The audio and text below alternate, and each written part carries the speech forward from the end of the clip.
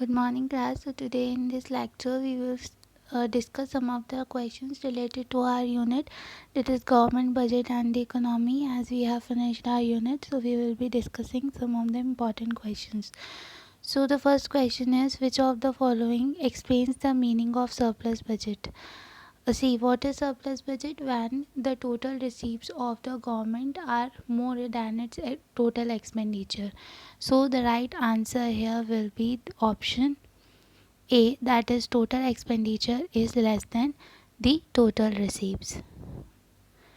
Now the next question is if the total budget of expenditure of an economy is rupees 12,000 crore and total receipts excluding borrowings is 9,000 crore, what is the fiscal deficit of the economy? See, what is the formula of fiscal deficit? The formula for fiscal deficit is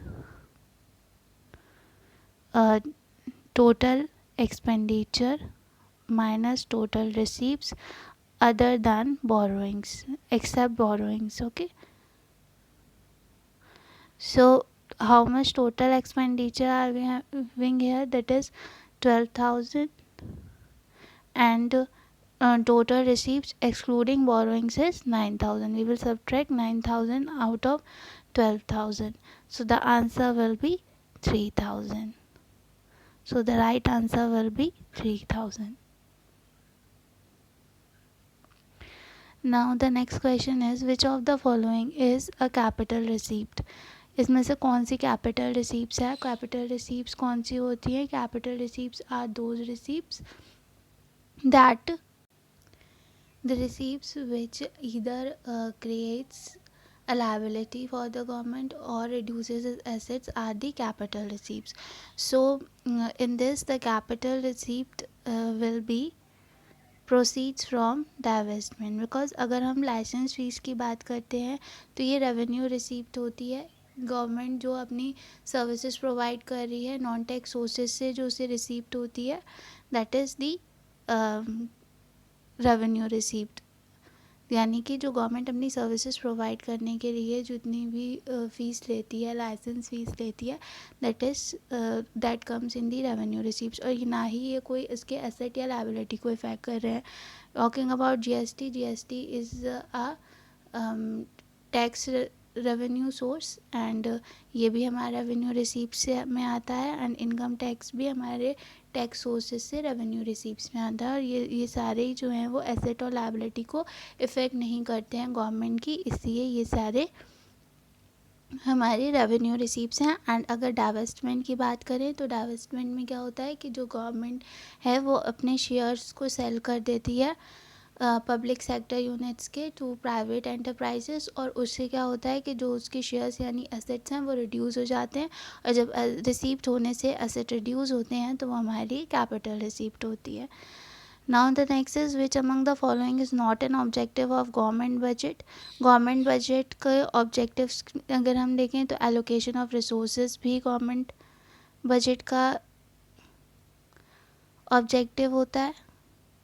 inequality of income wealth में जो inequalities हैं उनको reduce करना भी government budget का objective है. Economic stability भी objective है, लेकिन कमर्शियल बैंक्स को मैनेज करना गवर्नमेंट बजट का ऑब्जेक्टिव नहीं होता है. So the answer here will be management of commercial banks.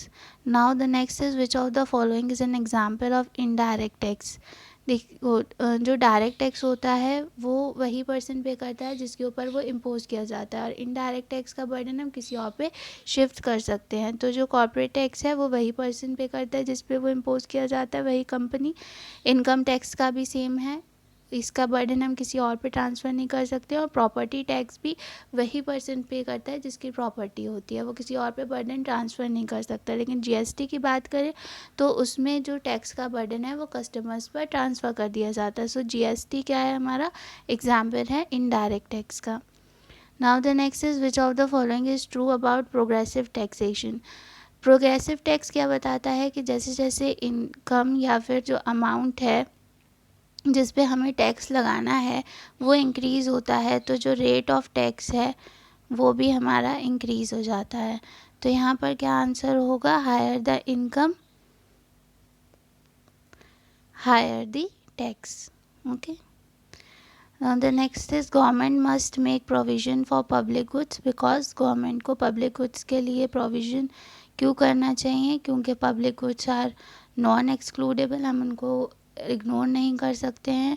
Non रिवाल्वरस मतलब अगर रिवाल्वरस गुड्स कौन से होते हैं, अगर कोई पर्सन उसको यूज़ कर लेता है तो उसको कोई दूसरा पर्सन यूज़ नहीं कर पाता. फॉर एग्जांपल अगर कोई एक एप्पल है, कोई पर्सन ईट कर लेता है तो दूसरा पर्सन उसको अब नहीं खा सकता है. तो जो पब्लिक गुड्स हैं वो नॉन रिवाल्वरस होते हैं, क्योंकि जैसे रेलवेज़ का ले तो ऐसा नहीं है कि अगर एक पर्सन ने रेलवेज यूज़ कर ली तो कोई उसको दूसरा यूज़ नहीं कर सकता है. ऐसे ही ये जो हैं वो फ्री राइडर प्रॉब्लम को फेस करते हैं.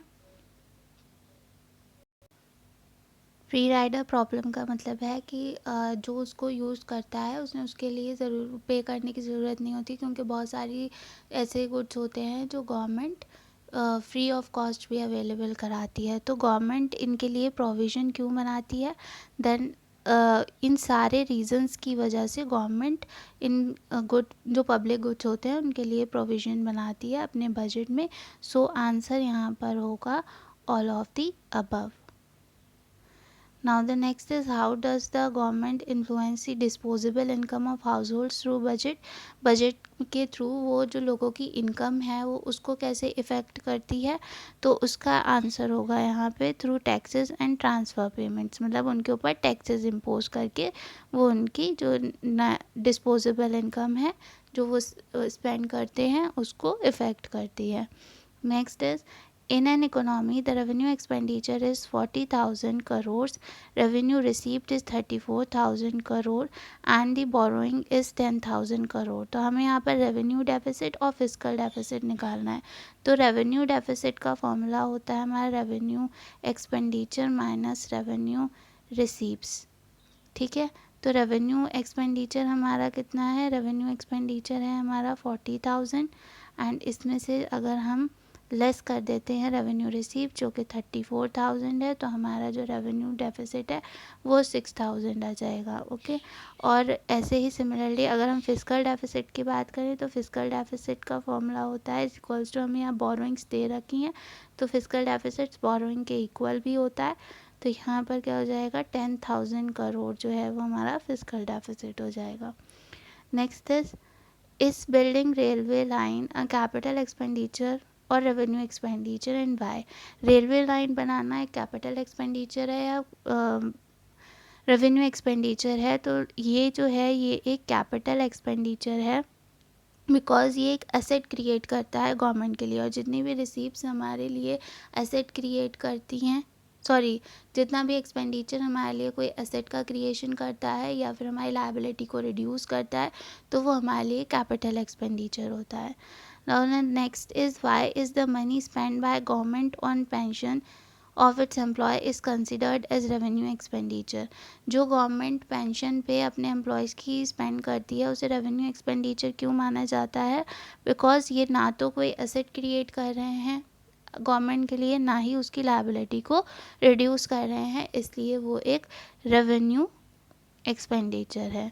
Next is, how does a budget be effectively used by the government to reduce economic inequalities. जो inequalities हैं उनको वो कैसे reduce कर सकता है, इकोनॉमी में जो inequality है इनकम में तो उसको गवर्नमेंट अपने बजट से कैसे रिड्यूस कर सकती है. तो हमने अपने ऑब्जेक्टिव्स में पढ़ा था कि गवर्नमेंट क्या कर सकती है, डिस्ट्रीब्यूशन ऑफ इनकम को इक्वल करने के लिए वो टैक्सेस लगा सकती है रिच पीपल पर, और ज़्यादा टैक्सेस वो रिच पीपल पर लगाएगी एंड स्पेंडिंग्स करेगी पुअर पीपल के वेलफेयर के लिए. Next is, explain how economic stability can be achieve through government budget. Economic stability भी एक ऑब्जेक्टिव है गवर्नमेंट बजट का. उसमें हमने पढ़ा था कि इन्फ्लेशन और डिफ्लेशन की सिचुएशन को गवर्नमेंट अपने बजट के थ्रू कंट्रोल करने की कोशिश करती है. इन्फ्लेशन में गवर्नमेंट क्या करती है, वो डिमांड को रिड्यूस करती है क्योंकि एग्रीगेट डिमांड हमारी हमने पढ़ा है कि इन्फ्लेशन में बढ़ जाती है और वो डिमांड को कैसे रिड्यूस करती है, अपना एक्सपेंडिचर कम करके इकोनॉमी में। जब वो एक्सपेंडिचर कम करेगी तो मनी की सप्लाई कम होगी, और मनी की सप्लाई कम होगी तो एग्रीगेट डिमांड भी कम हो जाएगी। और डिफ्लेशन में वो क्या करती है, एग्रीगेट डिमांड को बढ़ाती है और उसके लिए वो टैक्स का कंसेशन दे सकती है, सब्सिडीज़ दे सकती है और अपना एक्सपेंडिचर बढ़ा सकती है।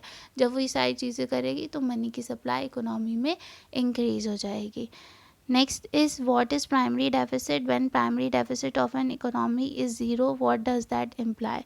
प्राइमरी डेफिसिट डिफरेंस होता है physical deficit and interest payment के बीच में ऑन प्रीवियस ईयर बोरोइंग्स। मतलब जो हमारा फिजिकल डेफिसिट है और जो इंटरेस्ट हमें प्रीवियस ईयर की बोरोइंग्स पे देना है, उनके बीच का डिफरेंस प्राइमरी डेफिसिट होता है। अगर प्राइमरी डेफिसिट ज़ीरो है तो वो ये शो करता है कि गवर्नमेंट ने बोरो सिर्फ इसलिए किया है ताकि वो अपने इंटरेस्ट पेमेंट के कमिटमेंट को मीट कर सके जो उसने पहले बोरोइंग्स की हैं उस पर। और ये गवर्नमेंट की इनएबिलिटी को शो करता है कि वो इतना इनकम नहीं कर पा रही है कि वो अपने पिछले लोन्स पे इंटरेस्ट पे कर सके। फॉर एग्जांपल, अगर गवर्नमेंट का ने 1000 बोरोइंग्स हैं, यानी कि बोरोइंग्स में फिजिकल डेफिसिट होता है, तो उसकी अगर 1000 बोरोइंग्स हैं, उसमें 1000 पिछले साल का जो बोरोइंग्स उसने की थी उस पर इंटरेस्ट है, तो वो हम लेस करेंगे तो हमारा जो प्राइमरी डेफिसिट है वो ज़ीरो आ जाएगा। ज़ीरो हमारा ये शो करेगा कि इस ईयर गवर्नमेंट को कुछ भी बोरो करने की ज़रूरत नहीं थी, लेकिन उसने बोरो क्यों किया, क्योंकि उसको जो ये 1000 रुपीज़ का पिछले साल के लोन पे इंटरेस्ट देना था उसको पूरा करने के लिए उसने बोरो किया है। और ये उसने और बोरो क्यों किया, क्योंकि अब उसकी इतनी इनकम नहीं हो पा रही है कि वो इतना इंटरेस्ट पे कर सके जो उसने पहले बोरोइंग्स लिए हैं उस पर, इसलिए उसको बोरो करना पड़ा। तो ज़ीरो प्राइमरी डेफिसिट ये शो करता है। Next is identify the following expenditure of government as revenue expenditure and capital expenditure, give reasons। building of golden quadrilateral highway, अगर गवर्नमेंट कोई हाईवे बनाती है तो वो उसके लिए कैपिटल एक्सपेंडिचर होगा क्योंकि उसके लिए एसेट क्रिएट होगा। Purchase of Rafale multi role combat jets, अगर वो जेट्स परचेज करती है तो वो भी उसके लिए कैपिटल एक्सपेंडिचर है क्योंकि उसके लिए एक एसेट क्रिएट हो रहा है। कंपनसेशन पे टू फ्लड विक्टिम्स इन आसाम, अगर वो कोई कंपनसेशन देती है फ्लड विक्टिम्स को तो वो उसके लिए रेवेन्यू एक्सपेंडिचर है क्योंकि ना तो वो एसेट क्रिएट कर रहे हैं ना ही उसकी कोई लायबिलिटी को रिड्यूस कर रहे हैं। Next is calculate primary deficit from the following information, हमें इसमें से प्राइमरी डेफिसिट कैलकुलेट करना है। प्राइमरी डेफिसिट का फॉर्मूला होता है हमारा physical deficit minus interest payment. तो यहाँ पर जो हमें दे रखा है वो हमें primary deficit physical deficit directly नहीं दे रखा है, तो हम पहले फिजिकल डेफिसिट को कैलकुलेट कर लेंगे। फिजिकल डेफिसिट का फॉर्मूला क्या है, budget expenditure minus total budget receives excluding borrowings. मतलब जो टोटल एक्सपेंडिचर हमारा है, टोटल एक्सपेंडिचर हमारा कैपिटल एक्सपेंडिचर और रेवेन्यू एक्सपेंडिचर को मिला के आ जाएगा 14,000 प्लस 13,000, और उसमें से जो टोटल रिसीप्स हैं हमारी एक्सेप्ट बोरोइंग्स एक्सक्लूडिंग बोरोइंग्स हमें दे रखी हैं। कैपिटल रिसीव 7,000 और रेवेन्यू रिसीव 15,000, तो हम इनको इसमें से डिडक्ट कर लेंगे तो फिजिकल डेफिसिट 5,000 निकल आएगा। अब जब ये 5,000 निकल आया तो अब हम इसमें से 5,000 में से जो इंटरेस्ट का पेमेंट है वो लेस कर देंगे 4,000, तो प्राइमरी डेफिसिट आ जाएगा 1,000। Then next is from the following data pertaining to an economy calculate revenue deficit, fiscal deficit, primary deficit। तो हमें यहाँ पर रेवेन्यू डेफिसिट निकालना है। हमें यहाँ रेवेन्यू एक्सपेंडिचर और रेवेन्यू रिसीप्स दे रखी हैं, हम सीधा यहाँ से लेस करके रेवेन्यू डेफिसिट निकाल देंगे। फिजिकल डेफिसिट निकालने के लिए हमें जो टोटल एक्सपेंडिचर है, टोटल एक्सपेंडिचर हमें दे रखा है, रेवेन्यू एक्सपेंडिचर और कैपिटल एक्सपेंडिचर मिला के हम टोटल एक्सपेंडिचर निकाल लेंगे। इसमें से हमारी जो कैपिटल रिसीप्स हैं एक्सक्लूडिंग बोरोइंग्स और रेवेन्यू रिसीप्स, इनको लेस कर देंगे हम यहाँ पर। इनको हमने यहाँ पर हमने इनको लेस कर दिया है 350 और 210 को यहाँ हमने लेस कर दिया है अपने टोटल एक्सपेंडिचर में से। तो हमें जो फिस्कल डेफिसिट है वो 150 करोड़ निकल आएगा। अब प्राइमरी डेफिसिट निकालने के लिए इस 150 करोड़ में से जो हमारे इंटरेस्ट का पेमेंट है जो कि हमारा 100 है वो हम लेस कर देंगे।